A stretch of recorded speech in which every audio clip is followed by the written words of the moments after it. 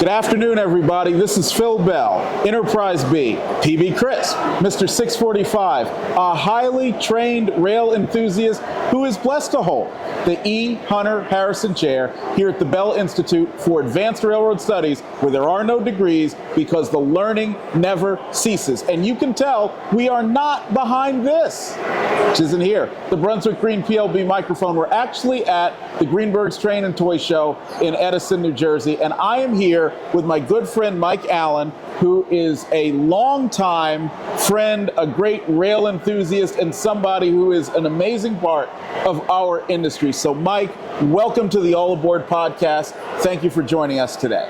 You're quite welcome, Phil. Thank you for having me. Now, we have been on hundreds and maybe thousands of miles of railroad trips, and you've told me all about what you've done over the years. What I want to know is the first time you knew that you were a rail enthusiast, what you remember seeing, where you were, how did you get started? Well, the memory is actually a little bit fuzzy, but the family legend is that when I was really quite small, defined as not yet able to walk, my father would have to babysit me to his office on the occasional Saturday. His office was on a balcony at the Chicago Museum of Science and Industry, and that balcony overlooked the railroad exhibit, including the old version of Minton Cronkite's museum in Santa Fe, O-scale layout. And apparently I crawled away from my basket one day and was found out on the balcony with my nose up against the glass railing, watching the trains go by on the layout below me. All right, so it started with O-scale for you. Now, what was your favorite railroad when you were growing up, and why? Well, the first train rides were on the Chicago South Shore and South Bend. Oh. Because one of my mother's very good friends lived out in Indiana. Now wait, let me stop you for a second. I don't want to date you here, but if it was the South Shore, what era are we talking and what equipment? Okay, we are talking, you can go ahead and date me. It's easier, it'll be clear. No, this was 1953, 1954. Okay, so Little Joes are out there. The Little Joes were brand new. The New York Central engines were not there yet. It was still steeple cabs, and I was too young to have a clue what I was looking at, except that they were trains. Okay. The other trips, same time, same general area, were we would go on the Père Marquette, and it was still referred to as the Père Marquette. Everything was still lettered Père Marquette in that era, from downtown Chicago to my grandparents' farm in Michigan. In fact, while my father owned a car, he didn't want to keep it in the city, and most of the time it was left behind at my grandparents' farm. So you were riding Robert R. Young era Père Marquette E7s, all coach consist, the multicolored blue, yellow, gray. Well, not quite. Okay. It was Robert R. Young era, but the Père Marquette name train at the time was between Detroit and Grand Rapids, and we were on the train that went on the Père Marquette Railroad that went from Chicago to Grand Rapids by way of Holland, Michigan.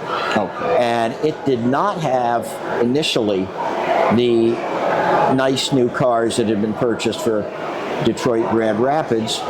It had anything that was there that would roll, which meant older cars. It meant cars that were purchased for the Chessie Streamliner that never went. And while I don't remember it, it's been alleged that I rode in the Dome Observation at least once. So that would be for the Chessie Streamliner. That had originally been meant for the Chessie. And ended up on the Rio Grande later. Yes. Okay. So you start out in Chicago, you make your way a little bit further east to Michigan as you're growing up. You grew up a lot of it in New Jersey. So I know you talked a lot about the Pennsylvania Railroad. How did you get to be an employee of the PRR before Penn Central? Now, I know this is one of your proudest achievements because you call it the perfect railroad. Well, I'm not the one who first defined it as the perfect railroad, but when I'm dealing with an Erie Lackawanna fan, it's easy to consider it that. That's right, Erie Lackawanna. I grew up in Princeton, and Princeton is notorious for having its own private passenger train to serve the downtown area. I used to hang around in high school at the station. I had ridden that train many times with my father. We had spent, from the time I was 4 or so, Sunday mornings we would go out by a New York Times, and he would park the car at the Princeton Junction station and read the paper while I sat there watching trains go by.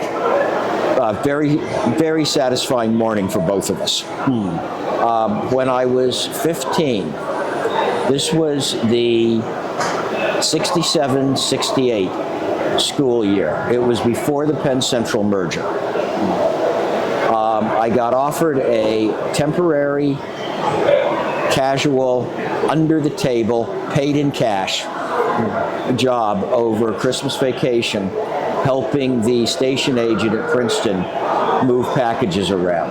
This went that year for about 2 weeks before Christmas, up until a couple days after New Year's Day. I was technically a casual employee of the Pennsylvania Railroad station agent. The Penn Central merger occurred the following February, so it's entirely possible I was the last new hire on the Pennsylvania Railroad, having been about 2 months before the merger. The second year, my junior year of high school, it was Penn Central. He had to pay me out of his pocket instead of the cash drawer. And the third year, my senior year, he wasn't allowed to have any new hires in, or any temporary hires, excuse me. The bankruptcy occurred in June, just after I had graduated high school. So I maintain that my graduation present from my first real employer was the bankruptcy filing. Okay. Now, so your father worked extensively on the bankruptcy, and you joined him. So what type of work was he doing, and what were you doing with him? Okay, it's a little more complicated than that. At the time, the bankruptcy, Penn Central bankruptcy, was turning into one of the biggest pieces of litigation in the history of the United States. Because it was the biggest bankruptcy at the time. Biggest bankruptcy ever at the time. The Penn Central Railroad economically was larger than several nations. My father was an academic statistician, and one of the problems the attorneys working for the company had was there was so much property that they didn't believe it would be possible to do a complete inventory and justify it in any reasonable time frame. So my father was brought in by an engineering firm that was working for a law firm, which was in turn working for another law firm, which was in turn representing the trustee in bankruptcy. And his job was very specifically to design a sampling plan for looking at real estate assets. Now, a simple tabular list of properties owned was a stack of green and white striped computer paper that piled on itself, lying flat on the floor. As it folds, was significantly taller than I was. So this was an extensive amount of property. And why is it that it was difficult to catalog? Because I would think, based on not having worked at one of those companies in the time, that they would have very extensive records of whether we're talking about easements or property owned outright. Now, why was this tough? Well, there were several separate issues. One was the sheer number of properties. And out of these many, many properties, we had to select what would be a representative sample to inspect to determine if the records that the company had were accurate. Problem number two is, even though the trustee had tried to assemble copies of all the records in a central location in Philadelphia, nobody was ever sure whether we had them all available or not. Number three was, as the company got bigger and ran out of money, there was less care taken in maintaining those records. In fact, one of the things that I discovered was that even though downtown property in Jersey City, which had been the Exchange Place terminal and was already a new commercial development, was still being carried on their books as a terminal property, and they were still paying property taxes on it even though it had been sold years before. And in fact, the property taxes were based on the value of buildings which had been demolished in 1963. And our records didn't show that they'd been demolished.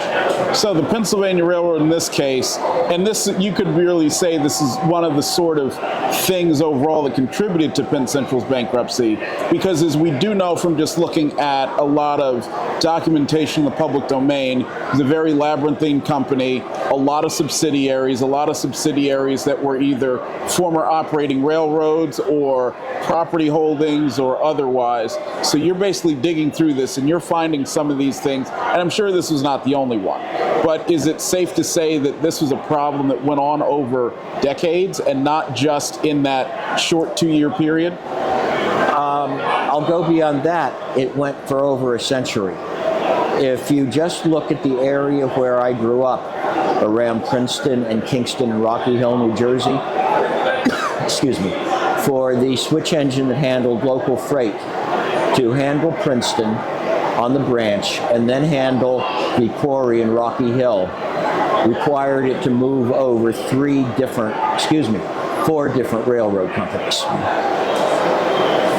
Really? So 4 different subsidiary railroads were part of, in one way or another, are part of that, at least on paper? At least on paper. Different landowners, different corporations, all operated as one, but with completely separate corporate structures. Now let me ask you this, since we talked about Robert R. Young and his role in a way catalyzing the Penn Central merger, even though had he been around, it would have happened probably a decade earlier. Do you think, based on your years of working with Penn Central, based on your years in the industry, would you have seen that merger being more successful had it been he and James Symes doing it as opposed to Al Pearlman and Stuart Saunders? Well, Phil, I don't think you're going to like this answer, but the problem at the time was not actually what the merger was, but it was the type of merger that was allowed. The mergers that were occurring in the 50s and 60s were parallel companies, and the idea was that if they could reduce physical assets and provide the same service, they would be economically stronger. The result was that by combining the parallel routes, they were actually turning business away because they weren't serving certain areas, and they were eliminating competition in those service areas. I think had Mr. Young and Mr. Pearlman, and for that matter, some of the earlier heads of the Pennsylvania Railroad gotten their way, these would not have been parallel mergers, but they would have been end-to-end mergers, increasing each railroad's territory, but preserving the competition. Now, since you've gone there, would you have merged the Pennsylvania and the New York Central if you were in Mr. Symes' seat or Saunders? Or would you look for something different? If I was in their position and I was trying to grow the company, I really wouldn't have had a choice. The Interstate Commerce Commission would not have approved it. If that hadn't been the case, I would have gone for a very, very different pattern, which increased the territory and preserved competition. Quite possibly the Norfolk and Western merger, which was a precursor of Penn Central, would also have included 1 or 2 other railroads to expand it north and southwest. The New York Central could well have made a firmer connection with one of the Western railroads. The Pennsylvania had interests at the time in a couple of Western railroads, but they were not permitted to combine management or actively be in control. Well, That's very interesting, and I think in some ways I probably might have taken a similar tack. I may very well have fought Canadian Pacific for control of the Soo, or even pursued some kind of an arrangement with the Milwaukee Road, if I'm the Pennsylvania or the New York Central, because like you said, this is expanding the territory and expanding the length of haul, because I think that would have been much better than trying to combine facilities. The other thing I might have done, had I been part of that merger, would have been I would have merged the companies together, so the Pennsylvania Railroad actually created a holding company, merged with the New York Central, but not the rail operations themselves. Because I think a lot of the devil there came from the idea of merging the railroads and starting in the middle and moving out. I would have started to coordinate at endpoints where it might have been easier for interchanging carriers to bring traffic, and if there was a problem, it wouldn't have been as difficult as, say, Toledo. That's my theory, but remember, we were working for Penn Central, the combined corporation, and so some of the social factors shouldn't have impacted, but they did anyway. At the mid-management and below level, there was a very strong rivalry between the two companies. People were identified as red team and green team. And it was like Hatfields and McCoys a lot of the time. They just didn't want to talk to each other or work with each other. All right, now let me stop you for a second. So you were part of the red team in a way. Do you believe the red team was a better team? And I promise Stuart Saunders will not come out and haunt you if you say otherwise.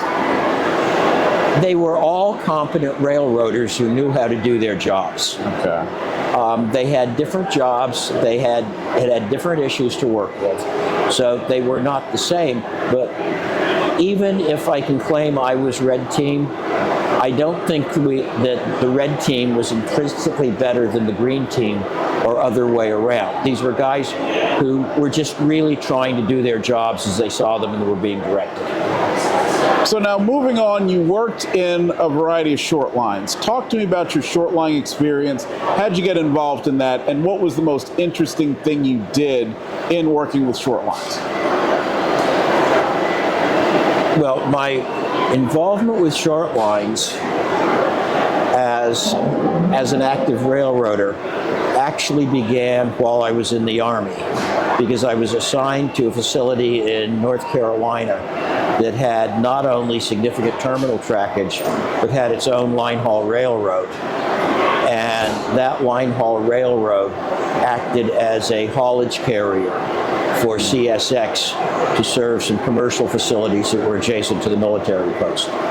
The Army's railroaders would pick the cars up at an interchange and put them out on a siding right by our gate, and a plant switcher from one of the industries would come collect them and deliver them. So we didn't actually serve the industries. But I was one of the officers charged with safety and security on that railroad as an Army reservist for a couple of years.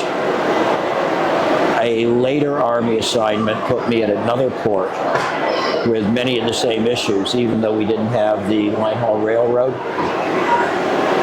And when the Gulf War broke out, I was called back to active duty, and I was working out of Fort Devens, New England. And one of my responsibilities was the security of the rail equipment hauls into the port area in Boston and between the military facilities there. After that, I returned to New Jersey. I was job hunting. There was a gentleman I knew who had a couple of short lines, and he offered me, some pickup work, helping him on one he was setting up, and that pickup work with him lasted for about 5 years. Okay. That's not bad for pickup work at all. And we grew the company from being a 4,000-foot spur that handled a couple of boxcars to being 6 separate lines scattered across eastern Pennsylvania. After that, I found myself involved with another bankruptcy, and this dealt with a resource recovery plant in New Jersey that had its own rail facilities. And I was working with a startup which was managing the rail facilities for the startup, for the trash plant during the bankruptcy. I sometimes joke about that one now, that between these two employers, I have had every job possible on a short line, from being an unskilled track laborer all the way down to owning the bleeding thing.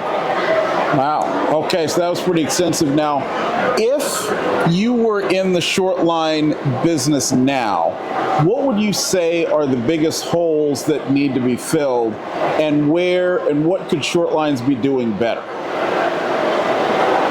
Well, any business can always do something better, and it's kind of unfair to be sitting in a chair hundreds of miles away and saying, you know, so-and-so could do this better or could do that better if you're not actually out there looking at things. But in the overall scheme, I think short lines could do much better in their governmental relations, making the municipalities and the state governments understand how much of an economic driver they really are, and on top of that, how much of a public cost savings a short line can be. As an example, South Jersey has quite a bit of sand traffic that moves by truck, not by rail, even though a rail haul would be feasible.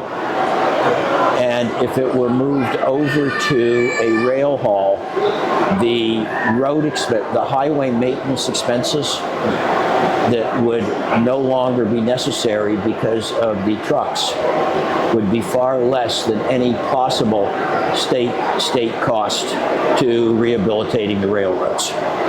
So this is basically what you're saying is a situation not so much with the federal lobby, but more that the carriers themselves need to be doing more to make these facts apparent.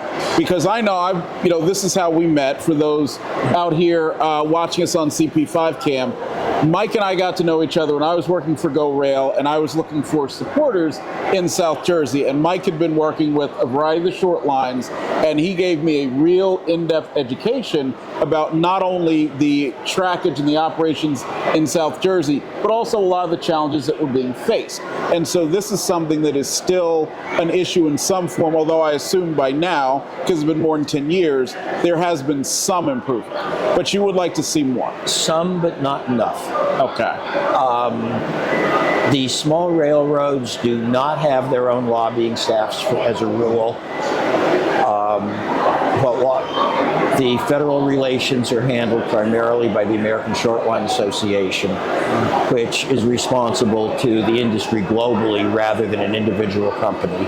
And I'm going to quote one of their officers from several years ago that, quote, "We have to be like Switzerland here," close quote.